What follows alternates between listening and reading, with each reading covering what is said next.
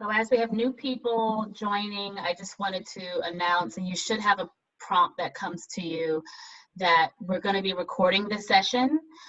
It's just going to be easier for us to take notes if it's being recorded, so that we can make sure all the questions are being answered, and if we have to refer back to anything else, we are able to get all the answers captured.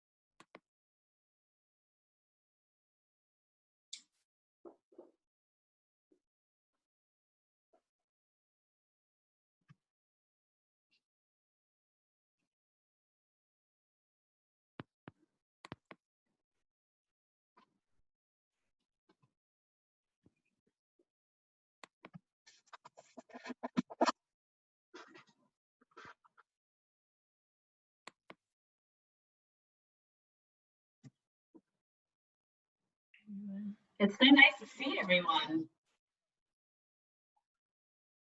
If my computer weren't running on Steam, I could probably see you guys, but I have to just do it by telephone. Oh, I see. So as of now, everyone, as they're coming in, they're unmuted.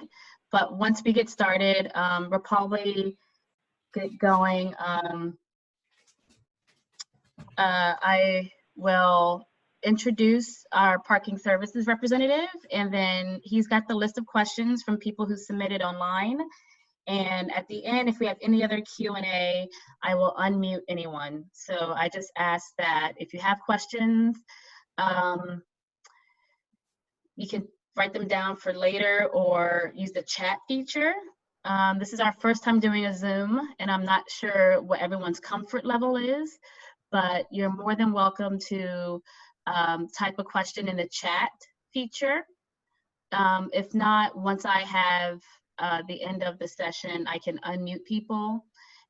It just, with people having feedback and possible side conversations, it can get kind of chaotic. So with that, I'm going to introduce Brian Hope. He is with us from Parking Services, and he has a list of all the questions that people have submitted. So again, I just want to thank you, Brian, for being here. He is a Bruin Commute Programs Operations Manager, if I have that title right. And he can answer any and all of your questions about parking this year, and hopefully we can make the transition to the e-Bruin online as easy as possible that we can for our retirees. So Brian, again, thank you, and let's begin. Hello everyone, my name is Brian Hope. I just want to first make sure everyone can hear me. Yeah, I'm just looking for a thumbs up or something from as many people as possible, just so I know. Perfect, there, you can hear me. Been in plenty of these meetings where there's a lot of confusion or like muted people, and it's difficult at times. So again, my name is Brian Hope. I wanted to let you know I'm the Bruin Commuter Programs Operations Manager. A little bit of background, I've been with UCLA now for probably close to 14 years if I include my student years. I'm actually an alumni of the campus. When I graduated, I started working here, and I've been there ever since. So I found a home with UCLA. So, and I know a lot of you view UCLA as a home yourselves. So I really appreciate everything that all of you have done in relation to the campus, because people like me wouldn't still be there if it wasn't for all of you. So I wanted to start off with that. And I would be happy to answer all the questions that you have. Aisha, thank you for getting me a list of questions to start off with. I'm just gonna go down the list of questions that were provided. Some of these questions are duplicate, so the same answer may be said more than once. So, and then at the end, I'll answer any other questions you may have related to sort of the transition to e-permit. The first question we have is, because of COVID-19, we may not be able to come to campus as frequently. Will you offer another option for reduced days or costs? As of right now, daily parking is going to become available through the Bruin e-permit portal. So you'll be able to purchase by the day, similar to what you would do with a ride card, as an example. So customers who need to buy by the day can log into the system, buy daily parking. Rates are not changing this coming year as of now. So any rate changes will be communicated, but at least at the start of this fiscal year, everything's going to stay the same price that it already is. So if you are eligible for discounted daily parking because of the ride card, that's going to stay in effect. That doesn't change. The next question we have is, previously, if you wanted to pay by credit card, you would have to go to the parking services office. Will that be the same this year? So one of the beauties of the Bruin e-permit portal is you don't actually have to come in person. Now, this is especially relevant given everything going on with COVID-19. It's an online portal that allows you to pay with credit card or e-check for your permit, or frankly, for each day of parking if you have a daily ride card. So you'll be able to pay either that one-time fee, or you'll be able to pay each time you need to park through the portal, which means you don't have to have that in-person interaction with the kiosk or with our office or our lobby. So it actually makes you safer in that regards moving forward. The next question we have is, how do you use your permit if you're driving a different car to campus? And can you register more than one car? So, love this question because the answer is yes, you can have more than one car. You can have up to 3 cars on each permit. There is a caveat. You can only have 1 car on campus at a time. So we have what's called license plate recognition technology on our parking enforcement vehicles and on campus in some of our parking structures that basically say the first car on campus with that permit is the valid permit holder. The second car, if there are 2 people parking at the same time, does not have a valid permit and may be cited. So it wouldn't be like if you have a V Blue and you have 2 cars on there, one of you gets to park in structure 8 and the other one gets to park in structure 9. Whoever gets scanned first is the valid permit holder, and whoever gets scanned second may get a citation. But let's say any day of the week, you may choose a different car to take to campus. You have that freedom. You just drive, park. So it makes it much easier. I know I do that myself sometimes back when I was actually able to go to the campus for work. So the next question is, an individual said that they retired in 2014 and they asked how they're going to be able to renew their ride card, and is information going to be sent by mail? So the answer is actually yes. We are sending out instructions via mail. I apologize for the delay. Honestly, I am going to throw the COVID-19 situation under the bus. It has upended all of our lives, and we are working to make sure we get everything out. We actually got final approval to mail everything out just recently. So working with mail and docs on campus, instructions about permit renewal and ride card renewal and next steps are all going to be communicated via mail. So that should be sent out very soon. Which leads to the next question, which was, how may I submit for renewal Bruin e-permit?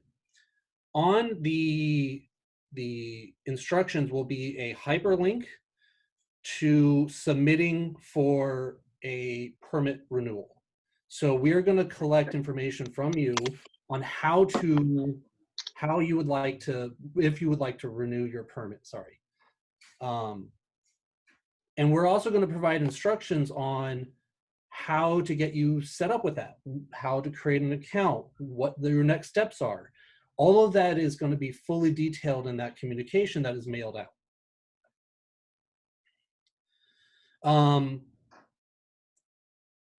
The next question that we have here on this this initial list was, will we be able to pay for parking over the phone, and can anyone pay with check or cash?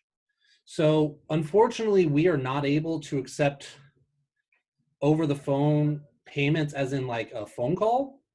We do accept it if it comes from like a smartphone and you're on the portal.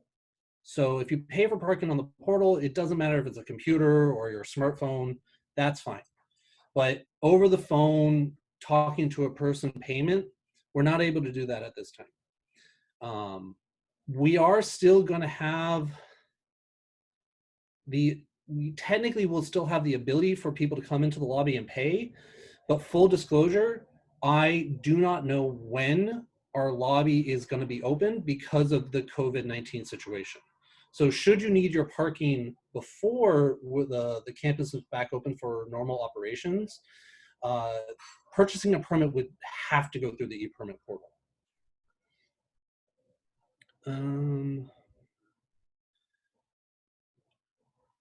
The next question is, as a retiree on recall, I pay for parking each time I have to work. Sometimes on days I work, I also have to go to the medical center and can't park there as a retiree because parking is limited to 1 permit per day. This doesn't seem fair. After all, I won't be parking for free. So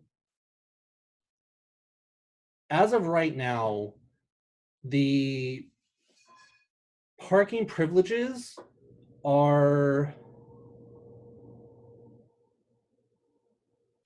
being upended, for lack of a better phrase, again, because of the situation. So parking in the medical area is being very closely examined, and there may be changes in policy on who's allowed to park there, what privileges are allowed to go there.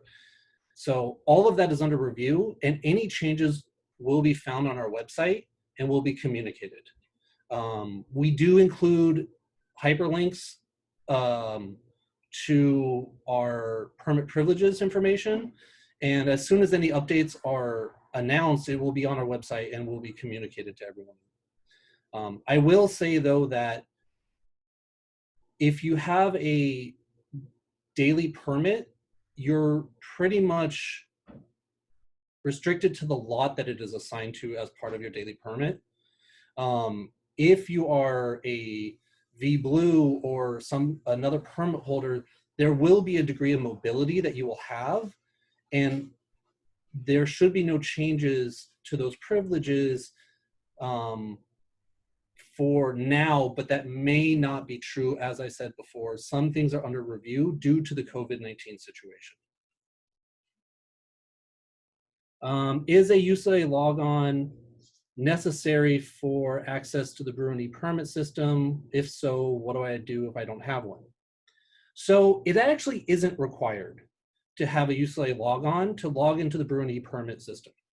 There are 2 different ways to log into the system. One way is through your UCLA logon. So if you're a recent retiree or a recent emeritus, and you have one and you know your password and you know your account, you can actually go through that login process to access the system. If you don't have that, you can actually create what's called a guest account on the system. That guest account associates a custom ID to who you are. And then you would provide our office with that information, and we will then update that account to be eligible for whichever permit you're eligible for. Whether that is a brown permit, a V Blue, an emeritus, all all of that will be addressed, and then you'll be able to log in with that account to purchase your permit moving forward. Can I use a daily ride car permit for my doctor's appointment at the medical center? Where can I park? So again, your daily permit through the Bruin permit portal would be assigned to a specific lot that is your choice. So when you log into the Bruin permit portal, for daily parking, you will have a list of options of available facilities. And you would choose whichever facility works best for you. Full disclosure, there is space limitations for the amount of daily permits that can be purchased for each facility. Those numbers are not hard or fixed. Those fluctuate throughout the year because space on campus fluctuates throughout the year. The start of quarters tend to be busier than the end of quarters. Fall quarter tends to be busier than winter quarter, and space impacts to campus reflect as such. And unfortunately, our space demand as a result is very difficult to manage at times. And we do try our best to try to manage it as well as we can. So that's why we don't have, we can't guarantee any solid number on the number of daily permits available in any one facility. But we do offer options for customers to use, or options available for customers to choose for daily parking. So the next question is specific to, related to that actual question, and they were asking about structure 1. So just so everyone is aware, currently right now, structure 1 is heavily impacted due to the COVID-19 situation, specifically because we originally were doing stack parking inside of that structure. We are no longer stack parking there as of right now. And we do not know if stack parking is going to come back. Because we're losing stack parking for the short term in structure 1, that affects our ability to offer that facility for daily parking. So we can't, we already have a certain amount of permit holders that park there at peak times. And if we're not able to stack, that means we may actually have more permit holders in space, and that's not a great situation to be in. So one of the ways that we have to manage that is we have to limit the amount of daily parking into that facility as a result. I know that's not an answer that everyone would necessarily be pleased about. Sorry that is the case, but it is something that will, like I said before, is constantly under review. We are constantly looking at how can we manage our space? Where can we add space? Where do we need to take space away? It is a nebulous situation, and it changes often throughout the year. And the final question is about that subject matter again, about what determines the space available for purchase. And there's no easy answer to that.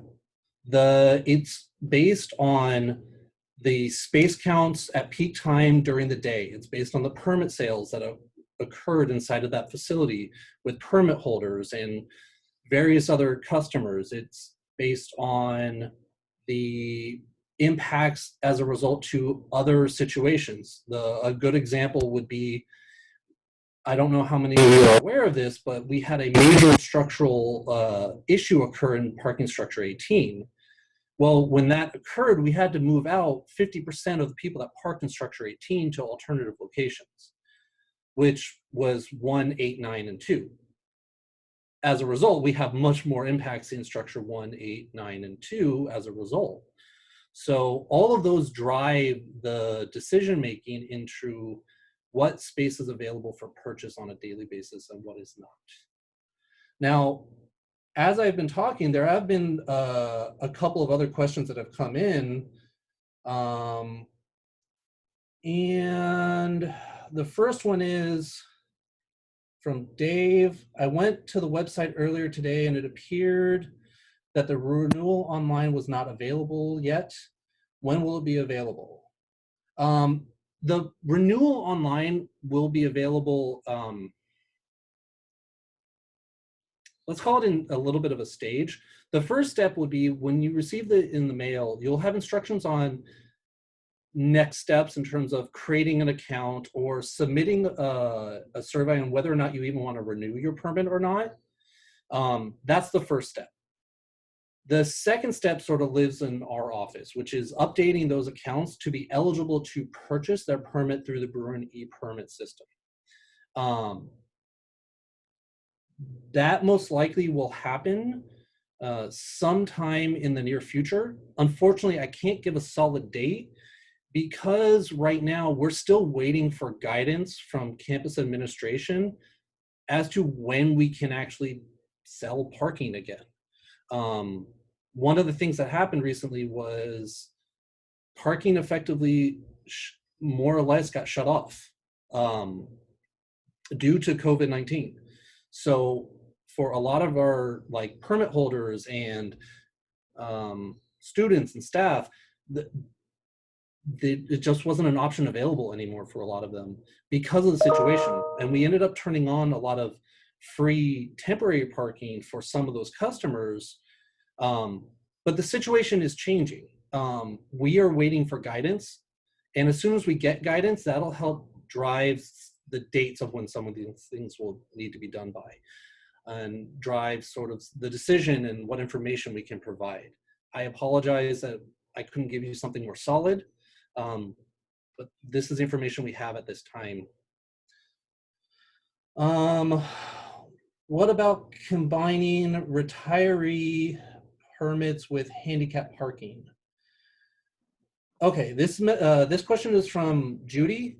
So just so everyone is aware, if you have a valid permit with our parking system, so with a Bruin e-permit, whether that's daily or a long-term permit or another option, and you're displaying a handicap placard, you are allowed to park in any valid parking stall at UCLA, like the campus parking areas. So that's the permit areas. So structure 1, structure 9, structure 8, any valid parking stall. The obvious exclusion to that are under the CVC code, like red curbs, as an example. You can't park at a red curb with a handicap placard, things of that sort. But if you have a valid permit, an active valid permit, and a placard displayed, you can park in any valid stall, and it just needs to be a valid parking stall. Regarding having more than one car on the permit, say I park at campus at 9 a.m., stay for 1 hour, leave at 10. My license plate is scanned while I'm there. Now, assume my wife parks on campus 1 p.m. and the license plate is scanned. Does the system register that I am no longer on campus? Will my wife be subject to citation? This message is from Art. The system does eventually reset. So I don't know the exact time frame, but 4 hours, generally speaking, yes. Just like previously, if you leave campus and then come back to campus and there's a significant gap in time, you'll be fine. If it's 5 minutes or 10 minutes, probably not. But if we're talking 4 hours with confidence, you would more than likely be safe for a different vehicle to be parking on campus at that time.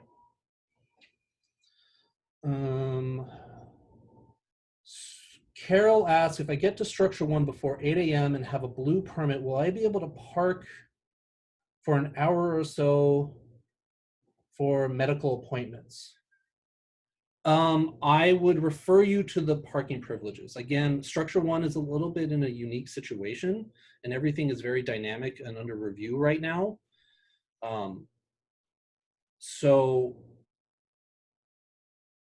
Any changes to the privileges will be communicated, and any changes for the privileges will be indicated on the transportation website and on the permit privileges. So I would defer to look that up. just to be on the safe side, before parking at structure 1. That would be my recommendation.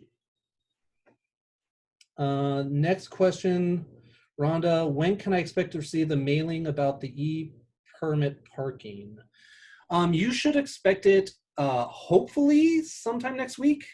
I'm sort of at the behest of the U.S. Postal Service on that one. I don't know if I can speed up the Postal Service at all right now. That's outside of my jurisdiction and control.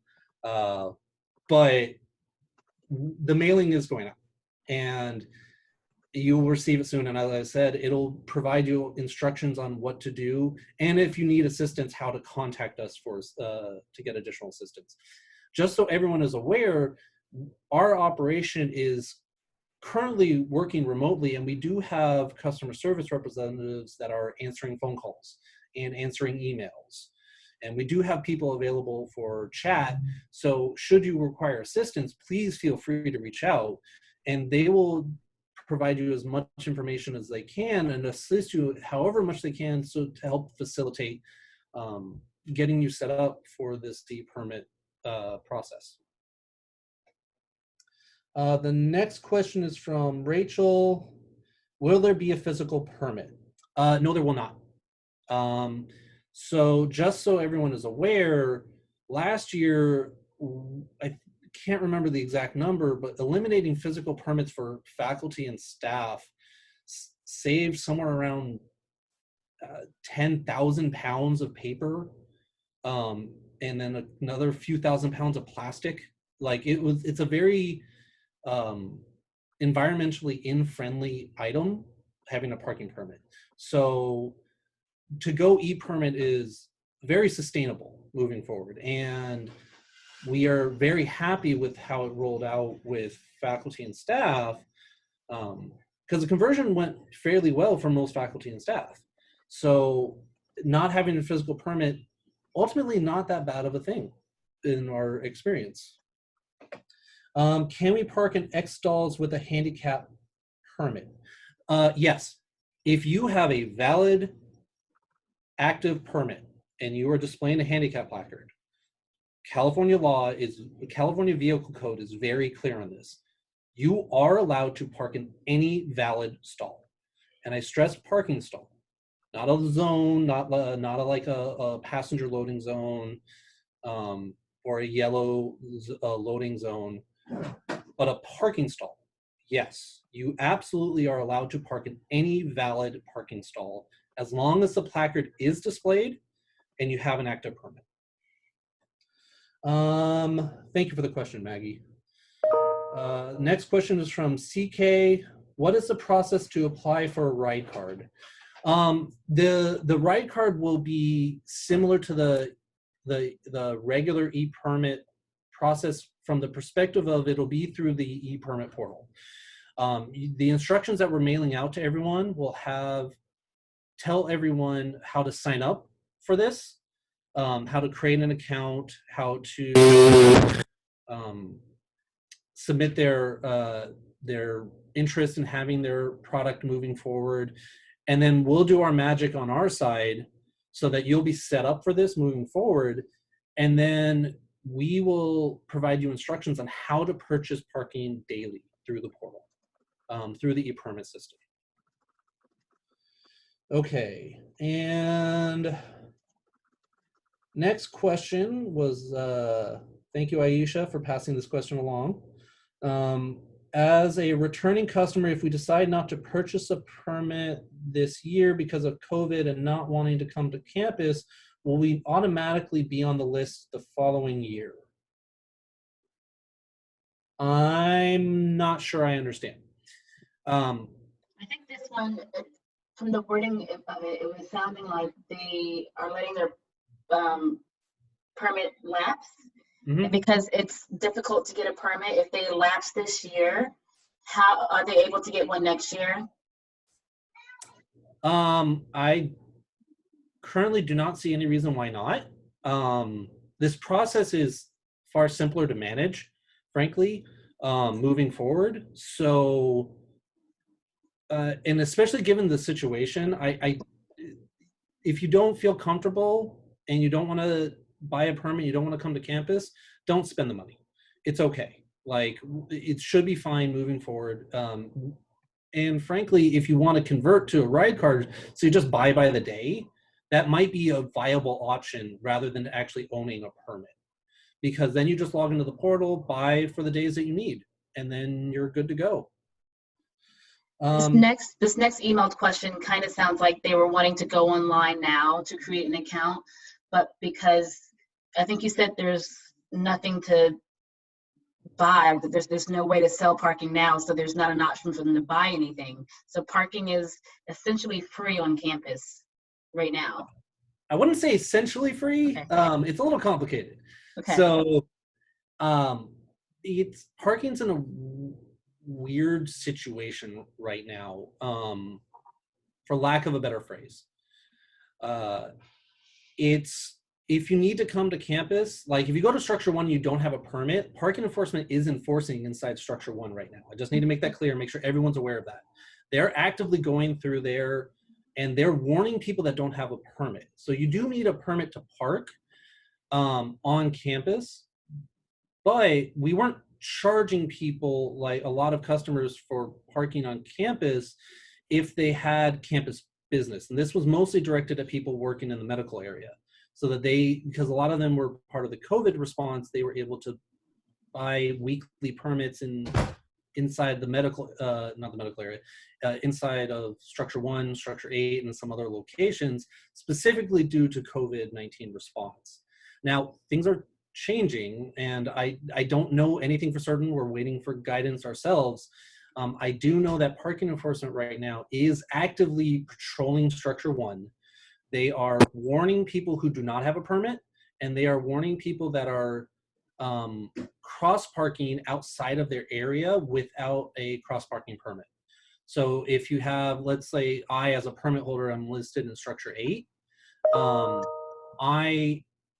If I park in Structure 1, I would receive a warning. Now, there is a limit to the number of warnings you can get before you get cited. It's for not having a permit, it's 2 warnings. You get 2 warnings, and after that, you're subject to citation. If you have a permit, you're just not getting your cross parking permit, then it's 3 warnings as of right now. In that, again, that's specific to Structure 1. I just want to make that clear.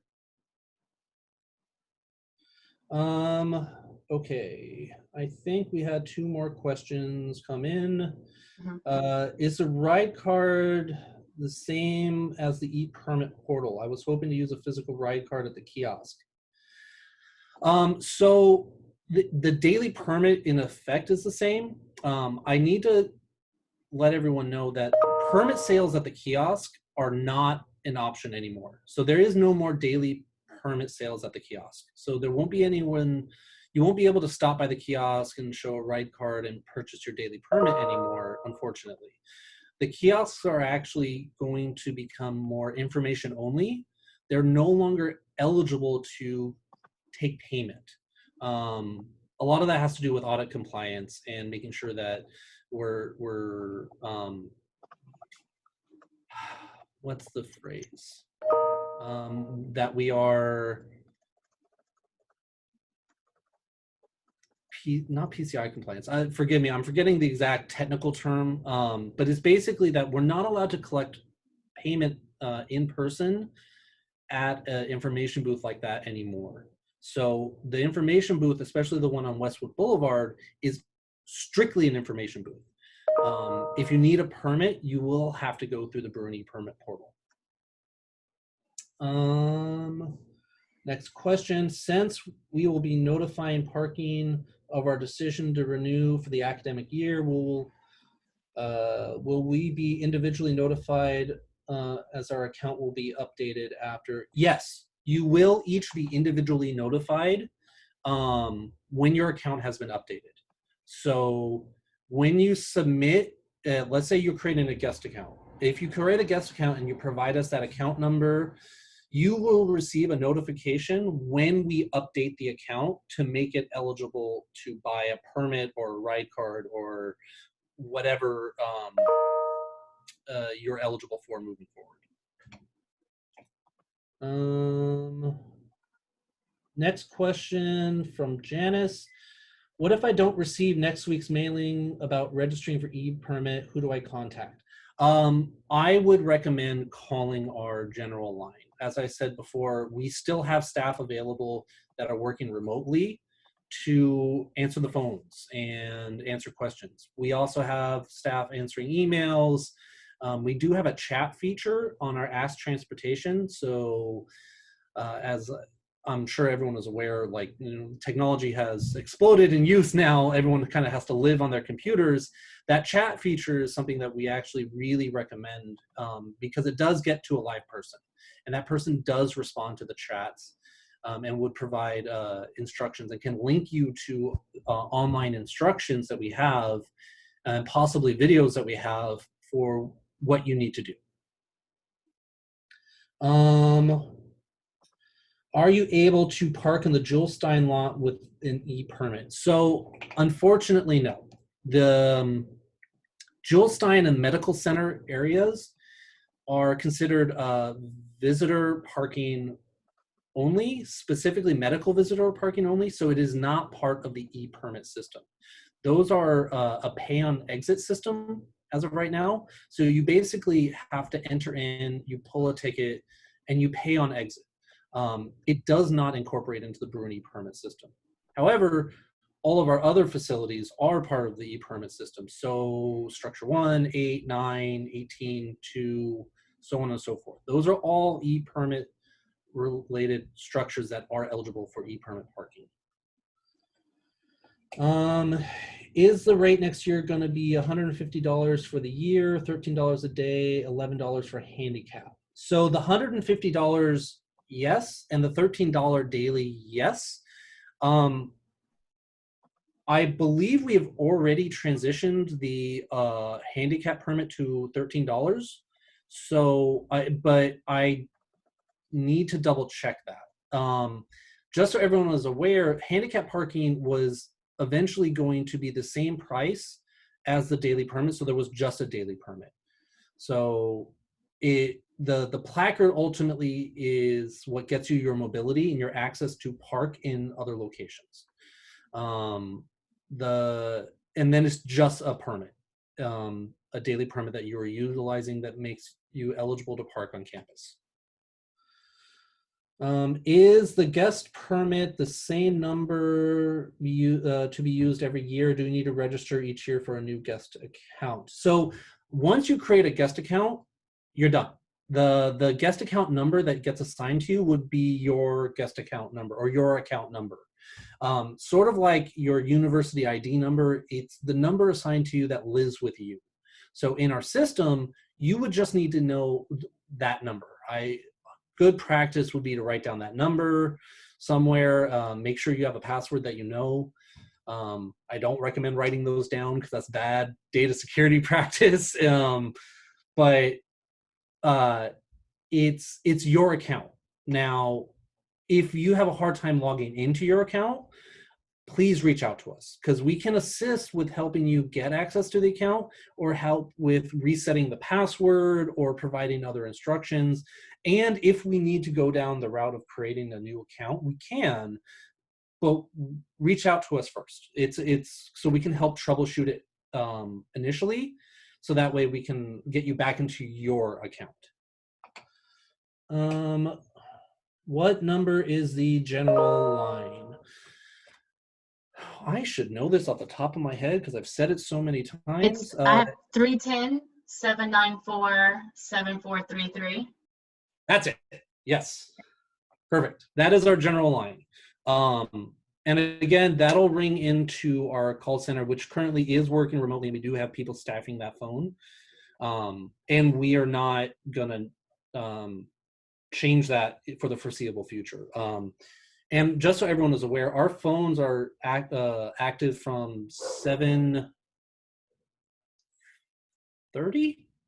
I want to say 7:30 until 5 p.m. So we have people manning the phones during that time frame. Is there a way to use my current permit in the medical center now? I have been paying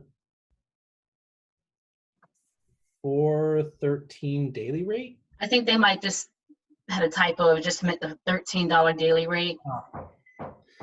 Okay. So sorry, give me a second. Okay.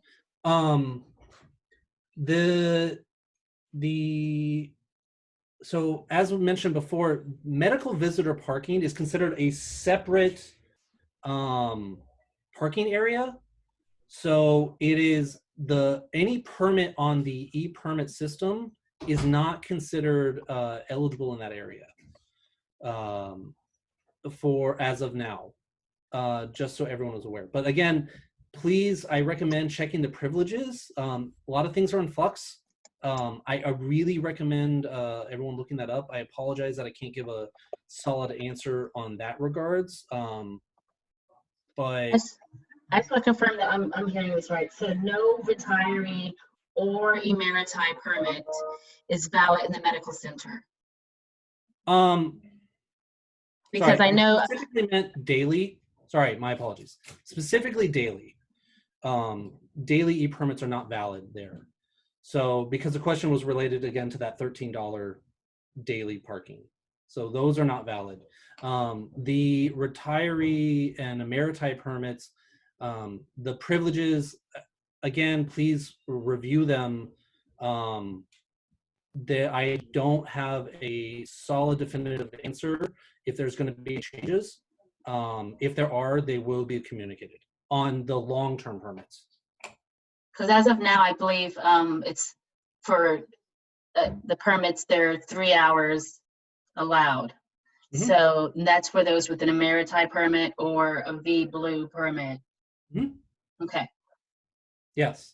So V Blue and emeriti permits do get 3 hours for the remainder of this fiscal year for sure. But again, the situation is so dynamic and things have changed so much. I can't fully commit to anything, and I apologize for that. And any changes will be communicated. Maggie asked a question about when can we anticipate structure 18 being open, and is E also closed, or can we park in CHS? So structure 18 is partially opened. So about half of the structure is open at this time. The other half is not.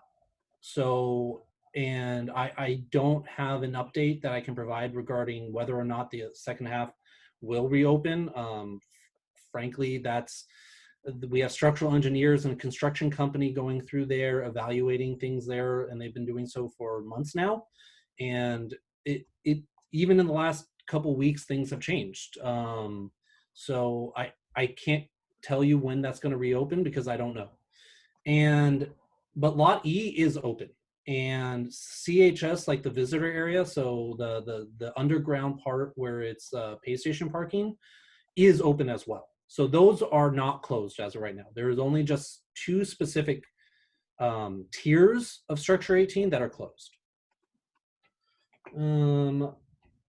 I already have an account in the e-permit system. So many questions are coming in. It's causing my thing to jump. Will I keep the same account number? Yes, if you already have an account in the e-permit system and you would like to use that account, that's fine. You can utilize that login, your Bruin login, to access that account. We do ask that you, when you receive the mailing, that you submit the indication that you would like to do so. So as part of the renewal process, we have 2 separate options available. One is creating a guest account and then renewing on the guest account, and the other one is utilizing your Bruin login account, and then we can update that so that you'll be eligible for your emeriti retiree permit. But again, it comes down to submitting the questionnaire that will be linked in the mailing. Is the parking password different from UCLA payroll? So I think it depends on what your it's if you're using your UCLA logon, it's the same system. It's the shibboleth logon, the authentication system. So whatever password you have with that is what you would be using to log in if you're logging in that way. If you're logging in with a guest account, you get to create your own password. So you'll create your own custom password. If you want to use the same one, you can do so, or you can create a new one just for this system. So for a guest account process, it's possibly no, but for the Bruin logon, it's your same login password and login ID that you would already use for UC Path. So I think that was all the questions on the chat, but I'm going to unmute participants. So if you have a question that did not get answered or you didn't get a chance to type it in, we're going to give it a shot and try to unmute everyone. I will mute everyone if it gets to be too loud. But if I do ask that if you have very specific questions to your situation, that you can email us at emeriti@errc.ucla.edu, and we will forward your email to parking. So we want to use the time as general as possible to answer more people's questions about parking, especially since we have a lot of new retirees that are on this call who may not have had a permit that's been from active staff to now retired staff. Brian, I have a question. Brian, hi.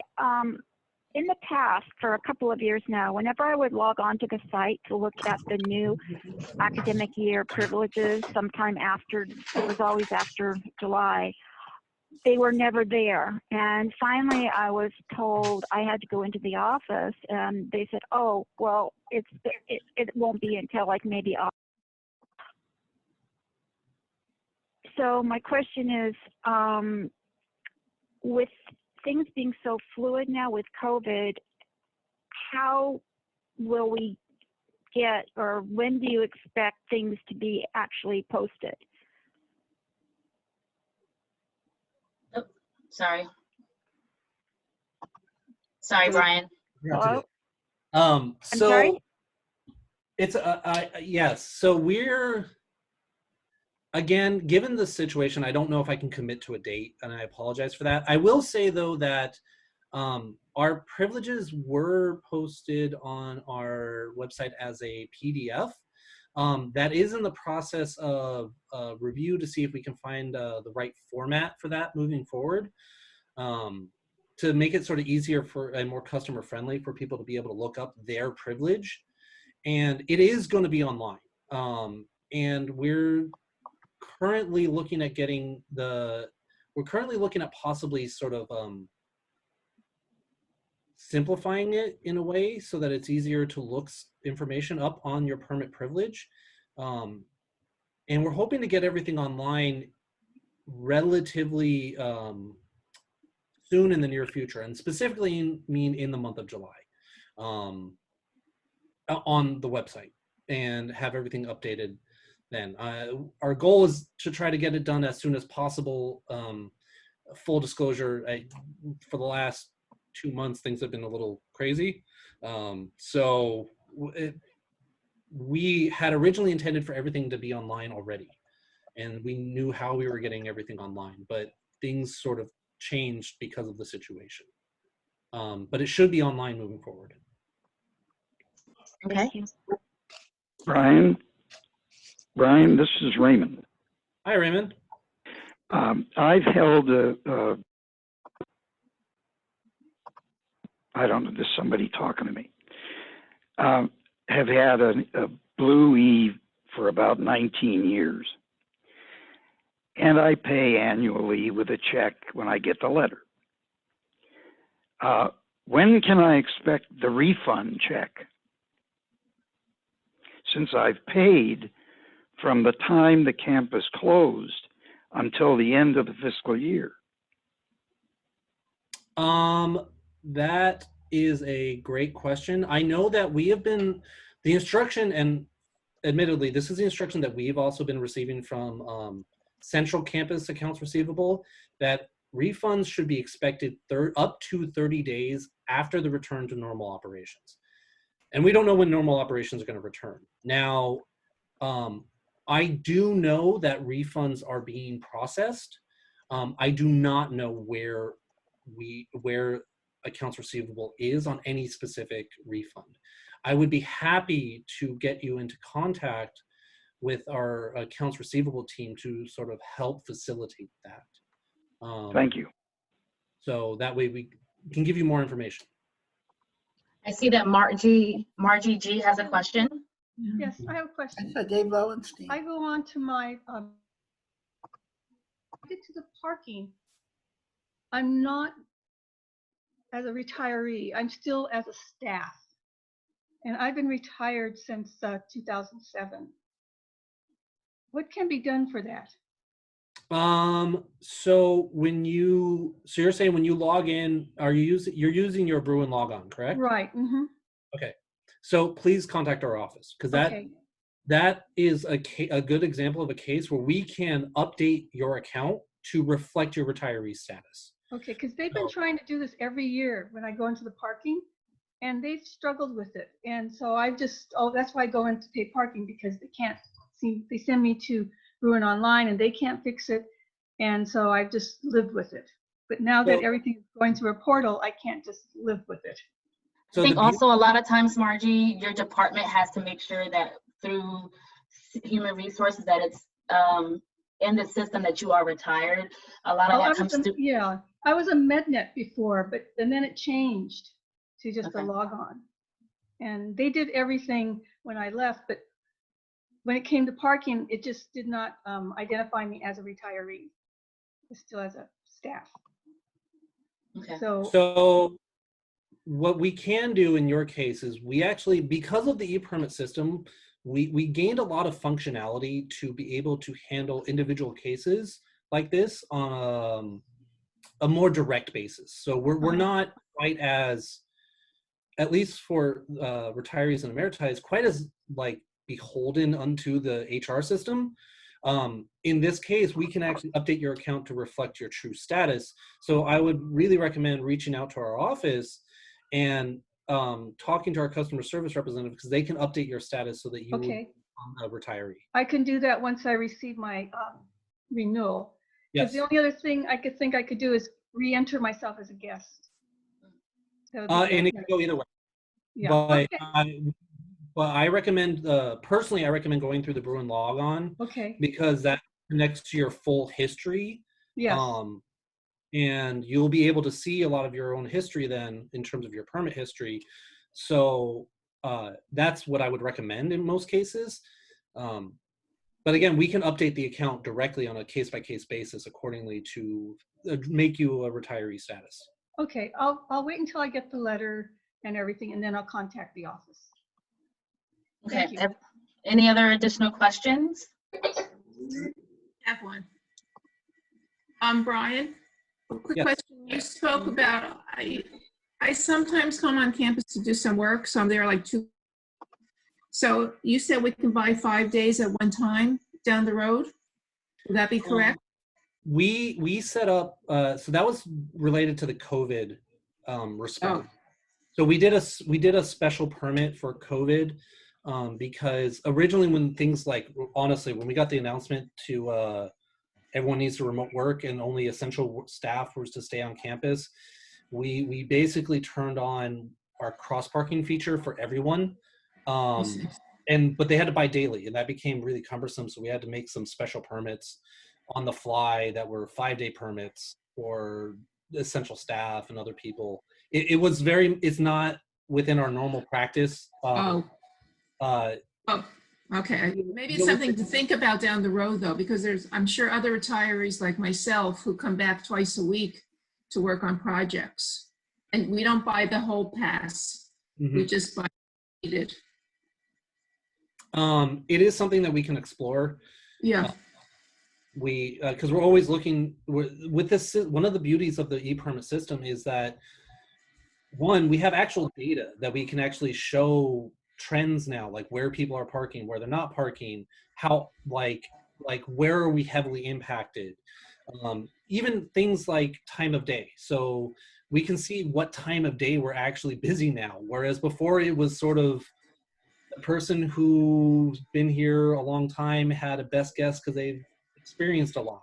Now we have real data to support some of that we previously didn't have. So because of that, and since we've had 1 year of data collection, we're able to start evaluating other options. Right.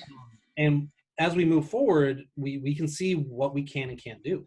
So it's something we can explore in the future. Yeah, that'd be great, because I always use the kiosk when I come and just pay. So, you know, I didn't have to go log on to sign in. You know, it's another process. It's just as easier. So I just wanted to throw it out there. That'd be great if we could have that. Sure thing. We can look into it.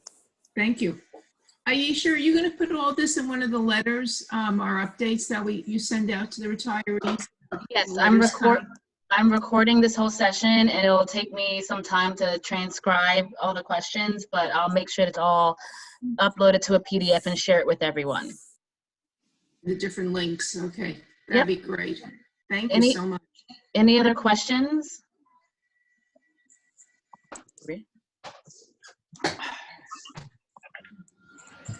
Okay, so if no one has any other questions, I'm surprised. I thought we would have a lot more questions. So everyone is unmuted. So if you have any other questions, again, you're more than welcome to email us. I do see one more question that just came through the chat. So if you could answer that one, Brian. Is this which one? The Emeriti spouse partner. Oh, that was privately, sorry. We do have an Emeriti spouse partner whose husband has just passed away and wants to know if they can still get a permit. Yes, that has not changed. So would the spouse be eligible for the Emeriti permit? They'll be eligible for a permit. I'm pretty sure they get the same permit. If they're a spouse. Yeah, if they're a spouse. If they just passed away. Okay. The permit. The Emeriti one or just a general one?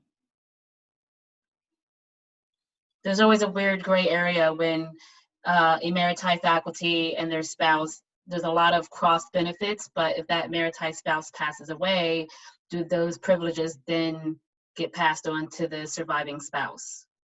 So I know they do for the same year. I just don't know if they do for the subsequent year. I can't remember off the top of my head.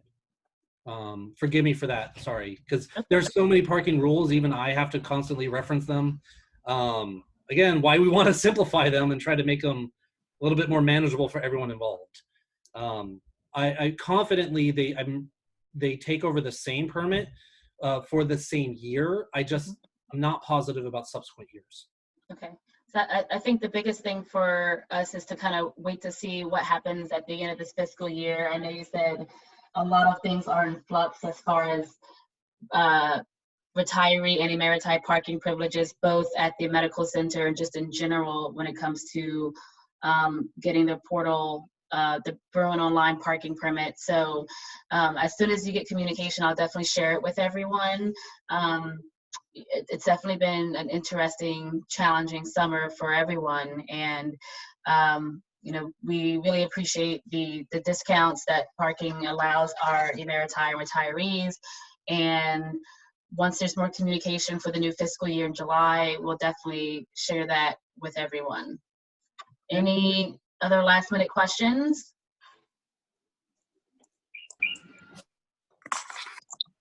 This is great. I appreciate you putting it together, Aisha. Yes, thank you. Yes, Thank you, Brian. Thank you, Bye, Brian. Okay. Thank you. All right. Stay well, Thank you. everyone. Yes. Goodbye. Thank you. Be safe. Bye. Bye-bye. Bye. Thanks, Brian. Bye.